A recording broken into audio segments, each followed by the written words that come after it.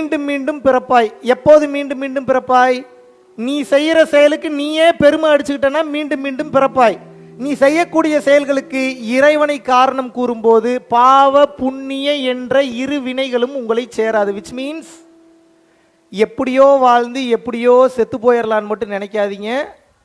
அடுத்த பிறவி கொடூரமாக இருக்கும். நான் எப்போ அடுத்த பிறவியை நம்புறது? இப்போ பல பேர் கை இல்லாமல் பிறக்கிறாங்க, கால் இல்லாமல் பிறக்கிறாங்க, கண் இல்லாமல் பிறக்கிறாங்க, வீடு இல்லாமல் பிறக்கிறாங்க, பல நோய்களோட பிறக்கிறாங்க. இறைவன் கருணையானவர்னா எல்லாத்தையும் ஒரே மாதிரி படைச்சிருக்கணுமே, ஏன் அப்படி படைக்கல? ஒருத்தன் கோடீஸ்வரனா இருக்கான், ஒருத்தன் ஏழையா இருக்கான், ஒருத்தன் இப்படி இருக்கான், ஒருத்தன் அப்படி இருக்கான், ஒருத்தன் கிரிமினலா இருக்கிறான், ஒருத்தன் நல்லவனா இருக்கான், ஒருத்தன் ஹீரோவா இருக்கான், ஒருத்தன் ஹீரோ மாதிரி இருக்கான். ஏன் இந்த மாற்றங்கள்? போன ஜென்மத்துல நீங்க என்ன செஞ்சீங்களோ அதை பொறுத்து உங்களுக்கு இந்த பிறவி கொடுக்கப்பட்டிருக்கிறது. இந்த பிறவியிலும்